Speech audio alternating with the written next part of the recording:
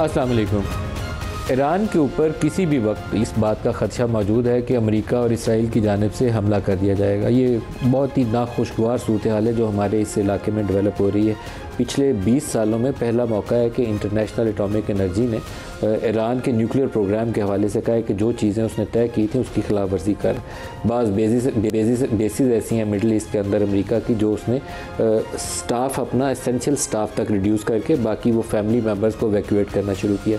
तो एक situation develop हो रही है जो हमारे बॉर्डर्स के ऊपर ख़तरे के बादल हैं ना वो मंडला रहे हैं। हमारा ईस्टर्न साइड तो पहले ही मोदी की वजह से कहना चाहिए कि वहाँ एक बहुत ही टेंस माहौल है और अभी वो कंटिन्यू करेगा अगले चंद महीने जब तक कि वहाँ कुछ सैनिटी प्रिवेल नहीं कर सकती। लेकिन साथ ही ईरानियन साइड के ऊपर भी एक नई डेवलपमेंट होने जा रही है। तो पाकिस्तान को सिक्योरिटी के हवाले से क्या इकदाम लेने चाहिए, क्या हम वेल प्रिपेयर्ड हैं, एंटिसिपेट कर रहे हैं कि ये जो सिचुएशन बन रही है इसको पाकिस्तान ने कैसे डील करना है। आज के प्रोग्राम में इन तमाम इशूज़ के ऊपर बात करेंगे। कुछ इशूज़ के ऊपर एक्सटर्नल फ्रंट के ऊपर हमें ये कहना चाहिए कि हमें स्ट्रेटिजिकली कहना चाहिए हमारे बाज़ एलाइज़ ऐसे हैं कि उनसे सपोर्ट मिल रही है। जो ट्रंप के बाज़ बयानात हैं उसमें इंडिया तिलमिला रहा है तो वो पाकिस्तान की हक में जा रहे हैं। इसी तरीके से यूएन सिक्योरिटी काउंसिल के अंदर भी एक टेररिज्म के ऊपर ग्रुप है, उसके अंदर पाकिस्तान को उन्होंने एंटी टेररिज्म के हवाले से जो एक्टिविटीज़ हैं उसकी एक्नॉलेजमेंट कहना चाहिए कि वाइस चेयरमैन के तौर पर एक हफ़्ता पहले पाकिस्तान को उसमें इलेक्ट कर लिया गया। जो उनका स्टेट डिपार्टमेंट है वो कंटिन्यूसली कह रहा है कि ट्रंप इंतज़ामिया रोल प्ले करेगी मसला कश्मीर के हाल में पाकिस्तान इंडिया टेंशन को नीचे ले जाने में। तो ये एक वो इशू है जो हमें लगता है यह है ज़ाहिर के फॉरेन पॉलिसी के मैदान में पाकिस्तान के हक़ में जा रहा है। लेकिन अगर इस इलाके के अंदर एक सिक्योरिटी सूरत हाल डेवलप होती है उसके लिए क्या करना है हमें, तो उसके लिए आज के प्रोग्राम में हमारे साथ मेहमान शख्सियत हैं राना सनाउल्लाह खान, वज़ीर-ए-आज़म के सियासी अमूर के। राना साहब वेरी वार्म वेलकम। इसके अलावा एयर कमोडोर खालिद चिश्ती साहब हमारे साथ हैं, दोनों को खुशामदीद कहते हैं प्रोग्राम में। राना साहब, ये जो इलाके की सूरत हाल है ये बहुत एक्सप्लोसिव है और इसके फॉलो जब भी खित्ते में इस तरह की जंग वाली कैफियत तो ख़तरा यह है कि उनकी न्यूक्लियर इंस्टॉलेशंस को अमेरिका और इसराइल हिट करेंगे। तो हमें क्या करना चाहिए, हमारी तैयारी कैसी है? देखिए, इस वक्त सूरत हाल ये है कि अमेरिका जो है वो किसी सूरत भी ईरान को न्यूक्लियर सलाहियत जो है वो हासिल करने नहीं देना चाहता और उसके एजेंडे में जो है वो बाकी जो न्यूक्लियर पावर्स हैं या जिनको आप वीटो पावर्स कहते हैं वो भी किसी हद तक जो है वो सहमत हैं, शामिल हैं।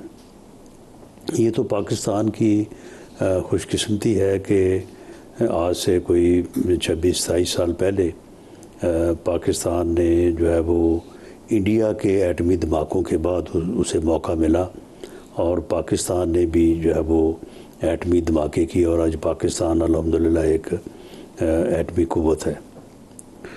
ईरान को एक मुसलमान मुल्क होने के नाते जो है वो अमेरिका ख़ास तौर पे और बाकी दुनिया अमूमी तौर पे इस सलाहियत तक पहुँचने की इजाज़त नहीं देना चाहती।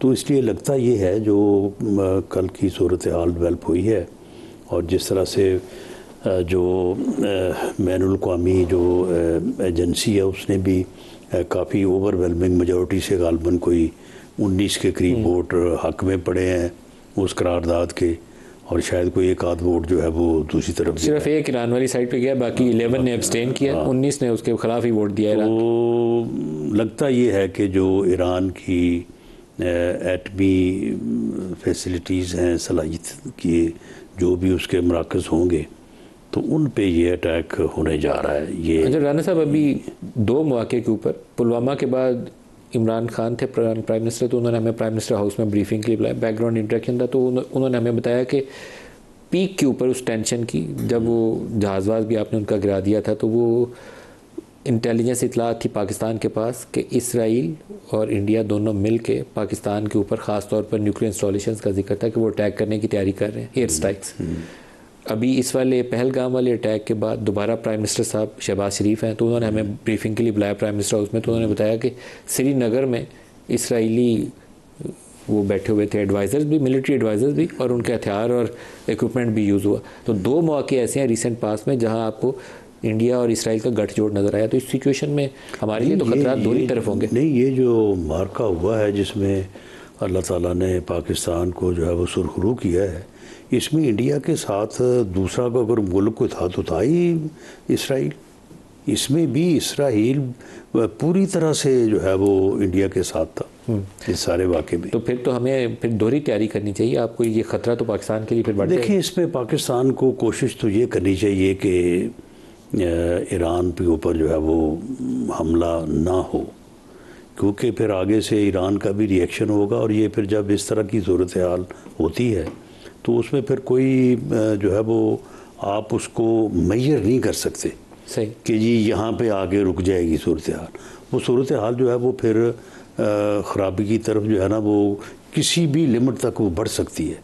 तो इसलिए कोशिश तो ये की जानी चाहिए, और इस बारे में पाकिस्तान यकीनन इस बारे में कोशिश हो भी रही होगी कि ये मौका ना आए, क्योंकि अगर ईरान पे अटैक होता है तो ईरान का आगे से रिएक्शन जो है वो भी मुसल्लमा है, वो करेंगे रिएक्ट। खालिद चिश्ती साहब, ये एक सिचुएशन है बाकायदा, तो मिलिट्री पॉइंट ऑफ व्यू से जाहिर है हम उस जंग का हिस्सा तो नहीं होंगे, लेकिन फॉल आउट इस रीजन के अंदर इतना बड़ा कुछ हो रहा हो तो आपकी तरफ आएगा। आपके बॉर्डर्स जो हैं वो इंडिया वाली साइड से पहले ही वल्नरेबल है, जहाँ इसराइल और इंडिया का गुद है। ईरानियन साइड के ऊपर अगर ये डेवलपमेंट होती है तो हमें क्या करना चाहिए? बहुत शुक्रिया मलिक साहब आपको इनवाइट करने का। बिल्कुल आपने ठीक कहा, हमारा तो 3 फ्रंट पे इस वक्त कंफर्ट जोन नहीं होगा इस सूरत में। देखिए, इंडिया के साथ अभी हमारा हॉस्टिलिटीज खत्म होने का अभी नाम नहीं ले रही, आपके सामने ही है। अफगानिस्तान साइड से अभी कंफर्ट जोन हमारा नहीं बन सका, हम उस लेवल तक नहीं पहुंचे जब हम कहें कि ये कोई नो फैक्टर अब हो गया, ये फ्रेंडली एरिया हो गया। अगर ईरान का बाय कंपल्शन पाकिस्तान को ऐसी हॉस्टिलिटी फेस करनी पड़ती है कि और नेबरिंग कंट्रीज में भी हालात इतने वोलेटाइल हो जाए और इतनी डेंजरस सिचुएशन हो जाए कि जाहिर है जो राना साहब कह रहे हैं कि ये तो एस्केलेट होगी, फिर जब ईरान भी रिटेलिएट करेगा तो जाहिर है पाकिस्तान तो in the middle of every all storms आ जाता है, जो पाकिस्तान के लिए बहुत खतरनाक। जाहिर है कुछ भी हमारे चॉइस का नहीं है। इंडिया के साथ हमने एस्केलेशन नहीं चाहिए थी, जो अपने जवाब देना मजबूरन हमें पड़ा। अफगानिस्तान हम बिल्कुल नहीं चाहते कि हम उस तरह के एस्केलेशन डेवलप करें, और जाहिर है ईरान तो बिल्कुल ही नहीं चाहते। हमारे साथ पिछले साल आपके सामने था, ईरान के साथ थोड़ी एस्केलेशन हुई थी जब उन्होंने कुछ मिसाइल मारे थे, पाक फिजाई ने रिटेलिएट किया था, लेकिन उसके बाद बहुत अच्छा हुआ कि हमारे नॉर्मलाइज हो गए, जो कि हमारे लिए भी बहुत अच्छा है और ईरान के लिए भी बहुत अच्छा है। लेकिन जियोपॉलिटिकल सिनेरियो में ईरान के मामले में आपने देखा होगा कि बहुत सारे बड़े मुल्क लुक दी अदर साइड वाली ऑप्शन जरूर इस्तेमाल कर रहे हैं, जो कि हमारे लिए तो खतरनाक है, और ये नहीं हो सकता कि अमेरिका की कंकरेंस के बगैर ऐसा हो सके। आपने इसराइल का कहा हिंदुस्तान में कि अभी आपको प्राइम मिनिस्टर अगर ब्रीफ किया, तो ये तो मैं 80s में जब नौजवान फाइटर पायलट था उस वक्त भी ये हमें थ्रेट थी कि हमारा जो न्यूक्लियर इंस्टॉलेशन है उस वक्त तो होती भी सिर्फ कहुटा में थी, और हमें थ्रेट उसको वॉच करना पड़ता था। बहुत कई साल तक मैंने उधर एयर डिफेंस किया, उसमें हिस्सा रहा कि हमें थ्रेट की किसी तरफ से भी आ सकती थी। तो जहां जहां किसी मुल्क की नेशनल इंटरेस्ट हिंदुस्तान के साथ मिलती है, वहां वहां ऑब्वियसली हमारे लिए इनसिक्योरिटी पैदा होती है, ऑब्वियसली चाहे वो कोई भी मुल्क हो। तो अब ये बहुत अरसे बाद हम रेलेवेंट हो पाए हैं फॉर्चुनेटली इंडिया की कर्टसी से, तो सबको समझ रहा था कि हमें इतनी पनिशमेंट देगा कि शायद इररेलेवेंट हो जाएंगे इस एरिया में। हम फॉर्चुनेटली रेलेवेंट हो गए, कश्मीर की बातें होने लग गई है, एक टेबल पर बैठने की बातें हो रही हैं, और अगर ये ईरान की तरफ हो जाती है तो एक और माहौल बिल्कुल डाइवर्ट हो जाएगा, एक टॉपिक चेंज हो जाएगा, और ऑब्वियसली एक दुनिया की प्रायोरिटीज डिफरेंट तरफ चल जाएगी अनफॉर्चुनेटली। जी जो राना साहब, पाकिस्तान के आर्मी चीफ अमेरिका भी जा रहे हैं वहाँ, बल्कि इंडिया में इसके ऊपर काफ़ी रद्दमल नज़र आता है कि वो कहते हैं कि उन्होंने इस सिचुएशन में पाकिस्तान के आर्मी चीफ को दौरे की दावत दे दी। डेवलपमेंट है आपकी कि वाशिंगटन के साथ आपके रिलेशनशिप में बेहतरी है, अरब वर्ल्ड में आपके रिलेशनशिप इंप्रूव हुए हैं पिछले 2-3 हफ्तों में, ख़ास तौर पर इस इंडिया वाली वॉर के बाद गर्मजोशी नज़र आती है मिडल ईस्ट के अंदर भी, लेकिन ये ईरान वाली development is going to change the whole scenario. ये मास्टर साहब ने जो बात की है ये बिल्कुल दुरुस्त है कि इस सारी सूरत हाल में कुछ भी हमारे चॉइस का नहीं है। ये सूरत हाल अगर आगे बढ़ती है तो इसमें हमें अपने लिए तो कोई जो है वो बेहतरी नज़र नहीं आती, बल्कि हमारी मुश्किलात में जो है वो इजाफ़ा होगा। इसलिए इसके ऊपर मेरी राय ये है, और यकीनन इसके ऊपर जो है वो किसी न किसी सतह पे गवर्नमेंट लेवल पे भी, और अगर आर्मी चीफ जा रहे हैं अमेरिका तो यकीनन ये भी उसका हिस्सा होगा कि पाकिस्तान को कोशिश यही करनी चाहिए कि इस वक्त ईरान की क़यादत को भी इस बारे में कायल किया जाए कि वो भी थोड़ा उन चीज़ों को मद्देनज़र रखें कि जिसके ऊपर एक पुरअमन जो एटमी सलाहियत के इस्तेमाल की हद है जो दुनिया ने मुकर्रर की हुई है, कि उसके अंदर किसी ऐसे मुआहदे के ऊपर कि ये सूरत हाल जो है ना ये टल जाए। कोई रीजनल सिचुएशन इसके रीजनल सोल्यूशन इसके लिए काम हो सकता है राना साहब? जैसे चाइना है खित्ते के अंदर, पाकिस्तान आ जाए, उधर से कुछ अरब ममालिक आ जाए। वैसे तो सऊदी अरब के साथ बड़ी मुश्किल से उनकी ताल्लुकात में बेहतरी आई है, लेकिन कुछ रोल प्ले करना चाहिए कुछ ममालिक को। देखें जो यानी वो वीटो पावर्स हैं, अगर उनमें से कोई एक भी चाइना भी अगर ये चाहे कि ये हमला नहीं होना चाहिए, तो वो तो फिर इस पोजीशन में भी है कि वो शायद इसको रोक सके। शायद पाकिस्तान इस पोजीशन में नहीं है, लेकिन ये जो वीटो पावर्स हैं ये तो इस पोजीशन में है। अगर चाइना इसके ऊपर ये स्टांस ले और इस बारे में ईरान भी जो है वो तआवुन करे, तो ये बात हो सकती है और ये बात आगे बढ़ाई जा सकती है। और मेरा ख़्याल है कि हमारे लिए अगर कोई बेहतरी की सूरत है तो फिर ऐसी ही किसी सूरत में है, इसके अलावा हमारे लिए इसमें कोई बेहतरी नहीं है। यूएस सेंटकॉम चीफ का एक स्टेटमेंट भी है मसला कश्मीर के हवाले से, दिखाइएगा क्या कहा उन्होंने। We have to have a relationship with Pakistan and with India. I do not believe it is a binary switch that we can't have one with Pakistan if we have a relationship with India. Through a phenomenal partnership with Pakistan, they have gone after ISIS Khorasan, killing dozens of them, providing intelligence. They have captured at least 5 ISIS Khorasan high-value individuals. They extradited back Jafar, who was one of the key individuals behind the Abbey Gate bombing. So we are seeing Pakistan, with limited intelligence that we're providing them, go after them using their means to do that, and they have been a phenomenal partner in the counterterrorism world. Khalid Chishti साहब, पाकिस्तान के साथ जो अभी Trump इंतज़ामिया के बयानात हैं वो बड़े मुस्बत हैं। पाकिस्तान सदा से उनका इत्तेहादी बन के जहाद अफ़गानिस्तान में भी हम उनके साथ थे। गलत काम था या सही काम था, हम फ्रंट लाइन लाई थे अमेरिका के, अब भी हम मेजर नॉन नेटो लाई थे 9/11 के बाद भी, लेकिन आखिर में वो नज़ला हमारे ऊपर ही रहते हैं। अब दोबारा गर्मजोशी है। मुझे अब ये लग रहा है ईरान वाली सिचुएशन जो डेवलप हुई है कि कहीं वो हमें ईरान की वजह से ज़्यादा मोहब्बत ना दिखा रहे हो, हमें कुछ दोनों तरफ देख के अपनी सूरत हाल के ऊपर तवज्जो देनी चाहिए। ये बड़ा जबरदस्त उन्होंने लफ्ज बोला है जो वैसे तो बड़ा खुशी का बायस होना चाहिए कि पाकिस्तान फिनोमिनल पार्टनर रहा है। फिनोमिनल का मुझे उर्दू ट्रांसलेशन अगर मैं करूँ तो शायद तो कहते हैं कि गैर मामूली पार्टनर रहा है। तो ये तो हमारे कान तरस गए थे सुनने को कि वो हमें गैर मामूली पार्टनर कहें, बिकॉज वो पार्टनर भी कहना नहीं समझते थे बाज़ दफ़ा, और ये कह रहे हैं तो मैं कुछ हद तक आपकी बात से अग्री करता हूँ कि हमें सस्पेक्टिकल नहीं होना चाहिए, लेकिन हमें कॉशियस केयरफुल स्टैंड ज़रूर लेना चाहिए कि कहीं ऐसा तो नहीं है कि हमारे साथ इस जो रिलेशनशिप या एक पार्टनरशिप नज़र आ रही है वो कहीं और कन्वर्ट हो। वो बड़ा अनफॉर्चुनेट होगा जो हम बात कर रहे हैं। और पाकिस्तान का रोल अगर किसी तरफ से भी बायस हो जाता है तो वो तो उससे ज्यादा इंस्टेबिलिटी कॉज करेगा। जैसे मैंने अर्ज किया कि पहले भी मैंने कहा कि ना हमारा हिंदुस्तान के बाई चॉइस हम कर रहे हैं, ना टीटीपी या अफगानिस्तान के साथ हम बाई चॉइस बिगाड़ना चाहते हैं, और ना हम ईरान के साथ बिगाड़ना चाहेंगे। जाहिर हम चाहेंगे कि ईरान की सबसे ज्यादा कंफर्ट लेवल हमारा और चाइना, हमारे नेबर जो है चाइना और ईरान के साथ तो बहुत कंफर्टेबल रहना चाहिए। और जाहिर है हमें बड़ा ही केयरफुल रहना पड़ेगा कि कहीं ये हमारा यूज या मिस यूज वाला एलिमेंट जो आपने खुद ही कहा है कि हम अफगानिस्तान के ज़माने से जो पहले था उस ज़माने से, मुजाहिदीन के ज़माने से, सोवियत यूनियन ज़माने से बाई कंपल्शन और बाई चॉइस हम पार्टनर रहे हैं, तो कहीं ऐसा एनवायरनमेंट तो नहीं क्रिएट किया जा रहा हमारी तारीफ करके जिससे मतलब है कि हमें बाद में मिसलीड किया जाए या बाद में एक्सप्लॉयटेशन की जाए इस रिलेशनशिप की। सर हमारी एक बाकायदा तारीख है खालिद चिश्ती साहब, सीटो और सेंटो वाला भी एक बाकायदा, वो भी हमारी तारीख है। वो U2 सुनते थे हम, के उठता था यहाँ से वो बूढ़ा बेर से, वो कोई लंबी कहानी है हमारी, लेकिन आखिर में इल्ज़ाम हमारे ऊपर ही लगता है। तो इसलिए तो मेरा ख्याल यह है कि इसके ऊपर ब्रेन स्टॉर्मिंग आप लोगों को, इस्टेब्लिशमेंट के लोगों को और हमारी पॉलिटिकल लीडरशिप को ब्रेन स्टॉर्मिंग करनी चाहिए। I totally agree with you Nadeem साहब। देखिए मैं यही तो अर्ज कर रहा हूँ कि ये कोई भी मुल्क, there are no permanent friendships in this world, only national interest are permanent. मैं पढ़ता या पढ़ाता रहा हूँ जितना अर्सा, तो मैंने तो यही पढ़ा और पढ़ाया भी कि नेशनल इंटरेस्ट कॉमन होती है। तो नेशनल इंटरेस्ट कॉमन आपने देख लिया था, वो 16 का रिफ्रेश कर देता हूँ कि जब तक अमेरिकन प्रेसिडेंट हमें सर्टिफिकेट देता रहा कि हम न्यूक्लियर प्रोलिफरेशन में या किसी प्रोग्राम में इन्वॉल्व नहीं है, तो हमें F-16 दिए गए पार्ट्स भी मिलते रहे।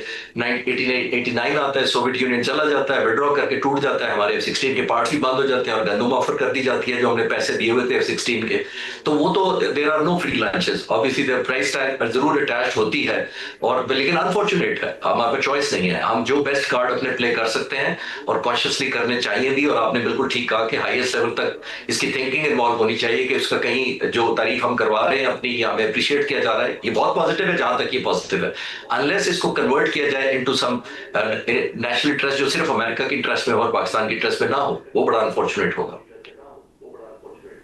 राना साहब, ये ब्रेनस्टॉर्मिंग वाला एलिमेंट आमतौर पर हमारे मिसिंग एक लिंक नज़र आता है, एक आपकी होनी चाहिए जहाँ पे नेशनल लीडरशिप बैठी हो, उधर से आपकी मिलिट्री के लोग बैठे हो, वो ब्रीफिंग दें, आप इंटरेक्ट करें, फिर एक पॉलिसी साजी करें। लेकिन मेरा ख्याल है कि इसके ऊपर ये डिस्कशन जो है ये ओपन नहीं होनी चाहिए, बंद दरवाज़ों में करें। ये बंद दरवाज़ों में ये होनी चाहिए, और बंद दरवाज़ों में यकीनन जिसकी तरफ आप जो है वो इशारा कर रहे हैं, एयर मार्शल साहब बात कर रहे हैं, तो यकीनन जो बंद दरवाज़ों में ये डिस्कशन करने पे कादर हैं या जिनकी रिस्पॉन्सिबिलिटी है, तो अगर ये समझ बूझ उनको भी तो होगी, और ये चीज़ें जो है वो यकीनन जो है वो डिस्कस हो रही होंगी। लेकिन इसमें देखने वाली बात यह है कि अमेरिका ने अगर ये फ़ैसला किया है, क्योंकि इसराइल के हमला करने वाली तो कोई बात ही नहीं है, ये हमला अगर होना है तो ये अमेरिका ने ही करना है, वो ठीक है थ्रू इसराइल को इस बारे में इस्तेमाल करेगा। अगर अमेरिका ने करना है तो अमेरिका लाजमी तौर पे जो बड़ी वीटो पावर्स हैं उन सबको एतमाद में लेके करेगा, भले वो पाकिस्तान को एतमाद में ले या ना ले। और अगर वो फिर हमला करता है तो उसे पाकिस्तान की कोई इजाज़त या मदद की ज़रूरत तो होगी नहीं, लेकिन पाकिस्तान को भी किसी कीमत पे जो है वो इसका हिस्सा पाकिस्तान बन नहीं सकता, बनना भी नहीं चाहिए। पाकिस्तान जो है वो ये अफोर्ड नहीं कर सकता, अपने खित्ते में एक नया फ्रंट नहीं खोलना चाहिए। हाँ, लेकिन ये है कि बहरहाल अगर ऐसा होता है तो मैं समझता हूँ कि ईरान तो बराह रास्त लेकिन इनडायरेक्टली पाकिस्तान के लिए भी ये बड़ी मुश्किल सूरत हाल हो। राना सनाउल्लाह साहब और खालिद चिश्ती साहब, मैं आप दोनों का मशकूर हूँ, आप हमारे साथ शामिल हुए। एक ब्रेक ले लें, ब्रेक से वापस आएंगे तो चेयरमैन FBR हमें ज्वाइन करेंगे, हमारे साथ रहिएगा।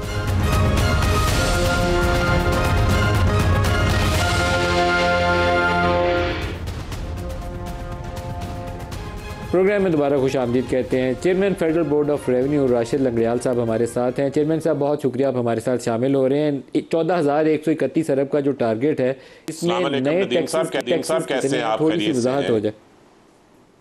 आप कैसे हैं सर, खुश हैं आप? नदीम साहब, सर नए साल का जो बजट है उसमें एडिशनल टैक्सेस कितने आपने आयद किए हैं? जी, टोटल 312 बिलियन के हैं, और ये 14.131 ट्रिलियन का जो टारगेट है उसमें है। लेकिन हमें, अगर हम इन्फोर्समेंट की हमारे पिछले साल की एफर्ट को रिकग्नाइज फंड ना करता तो हमें ये रफली 701 बिलियन के टैक्सेस लगाने पड़ते। तो 389 बिलियन विदाउट टैक्सेस लगाए एज ए कंप्लायंस रेट की इम्प्रूवमेंट के तौर पर हमने सिस्टम में रखे हैं, और इसको फंड ने अपने एनालिसिस के बाद रिकग्नाइज किया है। सो 389 बिलियन इन्फोर्समेंट के और 312 बिलियन नए टैक्सेस हैं। So that's all. ये 312 भी प्योरली नए टैक्सेस नहीं हैं। अगर 312 को मैं आपस में करूं तो 3 तरह की चीज़ें हैं इसमें। एक, वो जहां हम कोई ऐसी स्पेस थी जिसमें टैक्सेशन नहीं लगी हुई थी तो नया टैक्स लगा रहे हैं या टैक्स की नई फॉर्म लगा रहे हैं। और दूसरा वो है जहां पे हम किसी टैक्स रेट को for a reason of disparity change कर रहे हैं। फॉर एग्जांपल, जो लोग passive income versus active income कमाते थे, तो पैसिव इनकम वालों का रेट कम था, एक्टिव का ज़्यादा था, तो उसकी डिस्पैरिटी को कम कर रहे हैं। और तीसरा वो है जहाँ पे एसेंशली हम लूप होल बंद कर रहे हैं, जहाँ पे tax liability was already there, लेकिन टैक्स कलेक्शन इसलिए नहीं हो पा रही थी कि उसके अंदर लूप होल थे। तो अगर मैं इसको 312 बिलियन को मोटा मोटा तकसीम करूँ तो ये 3 बड़ी बास्केट्स में या बकेट्स में आएगा। जी नदीम साहब। सर, जो इस साल 30 जून को माली साल ख़त्म हो रहा है, उसमें सैलरीड क्लास से कितना इनकम टैक्स इकट्ठा होगा जो आप टैक्सों तनख्वाहों से काटते हैं, और जो अगले साल का आपका हदफ है उसमें सैलरीड क्लास कितना टैक्स देगी?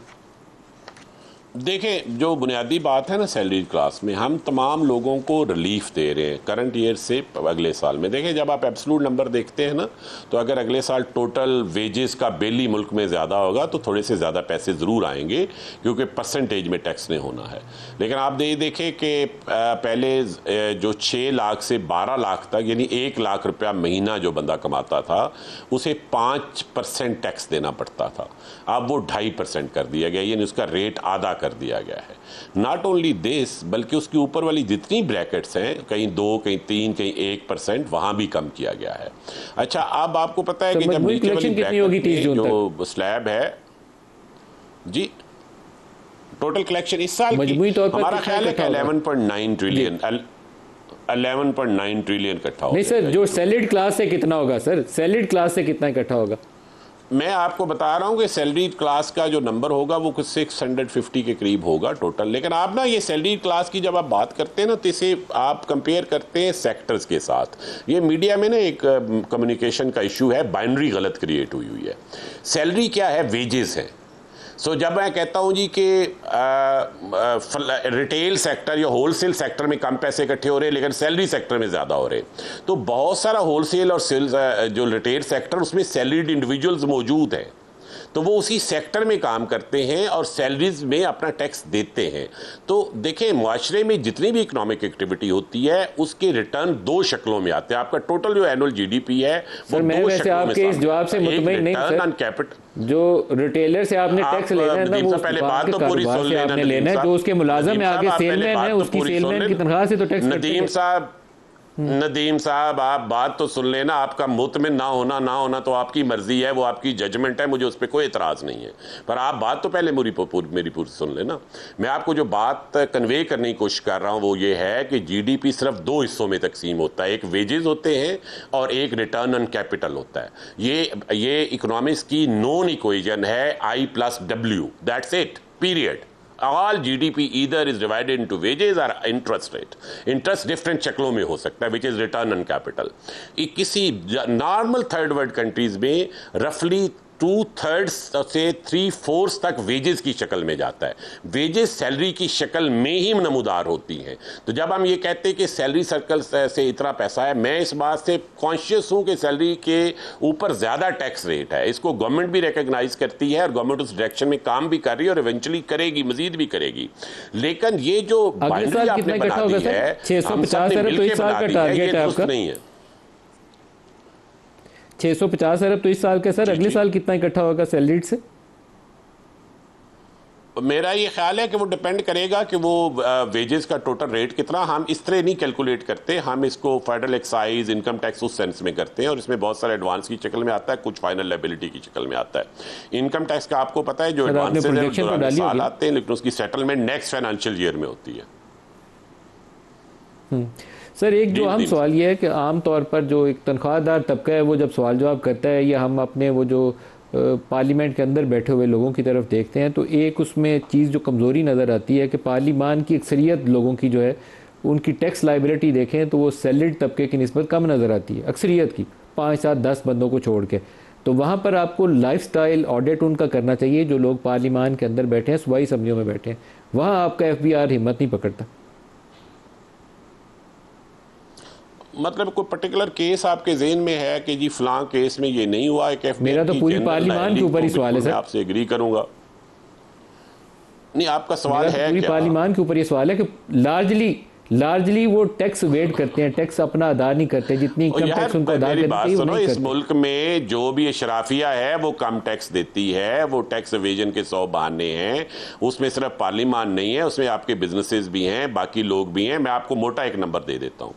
आपकी जो टॉप 1% ऑफ हाउस होल्ड हैं, उनकी जब मैं इनकम सर्वे करता हूं, और ये सिर्फ पार्लियामेंट में बैठे हुए 300-400 लोग नहीं है, ये टॉप 1% का मतलब है ये आपके बनते हैं 6,70,000 हाउस होल्ड। 6,70,000 हाउस होल्ड की जब मैं टैक्स लाइबिलिटी कैलकुलेट करता हूं तो ये 1.7 ट्रिलियन है। इस 1.7 ट्रिलियन में से 500 बिलियन टैक्स इनकम टैक्स आ रहा है और 1.2 ट्रिलियन नहीं आ रहा। ये 1.2 ट्रिलियन सिर्फ पार्लियामान का नहीं है, ये इस माशरे के तमाम इन्फ्लुएंशियल लोगों का, मुख्तलिफ सेक्टर्स के लोगों का है। तो आप इसको प्रॉब्लम को ना सिर्फ एक माइक्रोकॉज़म में ना देखें, इसे general problem of under declaration. Pakistan का मसला नॉन फाइलिंग से ज्यादा अंडर फाइलिंग है। ये वो लोग नहीं है जो फाइलिंग नहीं कर रहे, ये कह रहे हैं कि इनकी इनकम 10 लाख है लेकिन असल में इनकम 50 लाख है। इसके ऊपर इशू क्या है? हमारा जो इनकम टैक्स का निज़ाम है वो सेल्फ डिक्लेरेशन के ऊपर मबनी है। हुआ ये कि जब हमने सेल्फ डिक्लेरेशन का निज़ाम बनाया तो हमें साथ एक ऑडिट का मजबूत निज़ाम बनाना चाहिए था, वो हमने नहीं बनाया। फॉर मैनी रीजंस नहीं बनाया, मैं उस बहस में नहीं जाऊंगा। वो एक ऑर्गेनाइजेशनल कल्चर वगैरह वगैरह, वो बहुत सारी बातें आपको मुझसे ज़्यादा पता है। लेकिन जो मैं नदीम भाई आपको बात समझाने की कोशिश कर रही या कन्वे करने की कोशिश कर रहा हूँ, कम्युनिकेट करने की कोशिश कर रहा हूँ कि वो जो डिटरेंस आना था ऑडिट कैपेसिटी से वो नहीं आया। इस दफ़ा हमने ट्रांसफॉर्मेशन प्लान में कुछ 1600 प्रोफेशनल ऑडिटर्स हायर कर रहे हैं। तो इंशाल्लाह आप ये देखिएगा कि अगले साल इन लोगों के लाइफस्टाइल ऑडिट्स होंगे और वो आपको बहुत वाज़ेह नजर आएंगे। पिछले साल हमने प्रोडक्शन मॉनिटरिंग पे काम किया था, सिर्फ शुगर सेक्टर जो इस मुल्क में बहुत पावरफुल समझा जाता था और बहुत पॉलिटिकली कनेक्टेड समझा जाता था, अगर एफबीआई डरता होता तो शुगर सेक्टर को हाथ ना डालता। शुगर सेक्टर में हमने प्रोडक्शन मॉनिटरिंग जब की तो 39% टैक्स इस साल बेहतर आया है पिछले साल की निस्बत। Exactly apple to apple comparison में वो इसलिए आया है कि हमने हर मिल के ऊपर जाके मॉनिटरिंग की। और मैं आपको बिल्कुल नाम भी बता सकता हूं, बताना मुनासिब नहीं है, 3-4 मिलों ने जो टैक्स फ्रॉड पे चलती थी उन्होंने अपना बिजनेस बंद कर दिया है। हम ये 39% क्या हम बेवरेजेस में गए हैं, पोल्ट्री सेक्टर में गए, ये वो सारे सेक्टर हैं जिनको आप कह सकते हैं कि ये पॉलिटिकली कनेक्टेड सेक्टर्स हैं। हमें गवर्नमेंट की तरफ से इस वक्त मुकम्मल आज़ादी है, मुकम्मल छूट है कि टैक्स कलेक्शन के लिए जो एफर्ट करना चाहें वो करें। प्राइम मिनिस्टर साहब हर हफ्ते मंडे वाले दिन हमारी परफॉर्मेंस का रिव्यू करते हैं कि आपने टैक्स एफर्ट क्या की है। इसका नतीजा ये है कि इस साल पहली दफ़ा IMF ने टैक्स एफर्ट के ज़ुमरे में, टैक्स नए टैक्सेस के ज़ुमरे में नहीं, नए टैक्स रेट के ज़ुमरे में नहीं, बल्कि सिर्फ टैक्स एफर्ट के ज़ुमरे में IMF ने इस दफ़ा रिकग्नाइज किया कि आपकी पिछले साल के एफर्ट को देखते हुए 389 बिलियन के हम टैक्स नहीं लगा रहे। तो ये 701 बिलियन का जो हमें टैक्स का एक गैप था, इसमें अगर पिछले साल हम IMF से नेगोशिएट, आपको आवाज़ आ रही है मेरा ख्याल नदीम साहब, तो हम कर रहे होते हैं। राशिद साहब, जो आपको हुकूमत से सपोर्ट मिल रही है, प्राइम मिनिस्टर से और हुकूमत की जानिब से और IMF से भी जो आपको शाबाशी मिली है, तो आप बिस्मिल्लाह करिए। ये जो हुकूमत के 100-150 अरकान है ना कौमी असम्बली के और सेनेट के, उनका टैक्स ऑडिट शुरू करिए, कम्प्रीहेंसिव लाइफस्टाइल ऑडिट करिए। कंप्लायंस वहाँ से आएगी, कंप्लायंस वो क्लर्क की तनख्वाह से 500 रुपये काटने से नहीं आएगी। आपको कंप्लायंस वहाँ करके दिखानी है, जो लीडरशिप आप करिए उनका टैक्स ऑडिट। हमने वहीं से शुरू किया, आप बिल्कुल फिक्र ना करें। आपके ख्याल में ये जो सेक्टर्स हैं ये किन लोगों के सेक्टर्स हैं? इन तमाम लोगों ने, बल्कि प्राइम मिनिस्टर ने कहा, उन्होंने कहा जी मुझे पता है कि शुगर मिलें जो हैं उसमें पॉलिटिशियंस का है, एक ट्रेडिशनल समझा जाता है, उनका मैं अपने घर से ये काम शुरू कराऊंगा। और उन्होंने फिर कराया और उसे साबित करके दिया। आप ज़रा थोड़ा सा अपनी टीम, रिसर्च टीम को कहिए कि वो देखे कि इस दफ़ा शुगर मिलों की प्रोडक्शन मॉनिटरिंग किस तरह हुई है और उसके क्या रिजल्ट आए। और इसी तरह हमने बेवरेजेस में और पोल्ट्री सेक्टर में शुरू किया। ट्रेस है, उसके नतीजे में कोई इजाफी वसूलियां रमजान शुगर मिल से की हैं सर? जी बिल्कुल की है। जहां जहां 100% मॉनिटरिंग है। पंजाब की शुगर मिलों में तो 100% हमें कामयाबी हुई है मॉनिटरिंग करने में। आप देखिए पिछली दफा से आपकी टोटल चीनी की प्रोडक्शन कम हुई है और जो टैक्स है वो 39% बढ़ा है, तो वैसे तो नहीं बढ़ा ना, किसी को कोई एक्सेप्शन नहीं है ना। मतलब आपने बातों की जो टैक्स चोरी थी शुगर मिलों की वो पकड़ ली है, ये तो बड़ी अच्छी खबर है, मजे की खबर है। मैं ये नहीं कह रहा, आप गलत बयानी ना करें नदीम साहब, मैंने ये नहीं कहा कि मैंने चोरी पकड़ी है, मैंने कहा मैंने 100% प्रोडक्शन मॉनिटरिंग की है। आप खबर बनाने की कोशिश कर रहे हैं नदीम भाई, हम ये पुराना आपको जानते हैं। सर आपने खुद ही मुझे बताया कि आपने 39% इजाफी टैक्स, मैंने कहा कि हमने टैक्स एवेजन का रास्ता रोक दिया है नदीम भाई, हमने टैक्स एवेजन का, जब हमने 100% काउंटिंग कर ली बैग्स की, तो उसके बाद टैक्स एवेजन का चांस ही नहीं है। चलिए आपके लफ्जों में कह देते हैं, लेकिन काम वही किया आपने जो मैंने कहा, लेकिन आपके लफ्जों में कह लेते हैं। नहीं, वो देखे आप तो सेंसेशन बनाने की कोशिश कर रहे हैं, मैं प्रोफेशनल, मेरा ये काम नहीं है सेंसेशन। राशिद महमूद लंगड़िया NPR, आपका बहुत शुक्रिया, आप हमारे साथ रहे। आज के लिए इतना ही, इजाजत दीजिए, अल्लाह हाफिज़।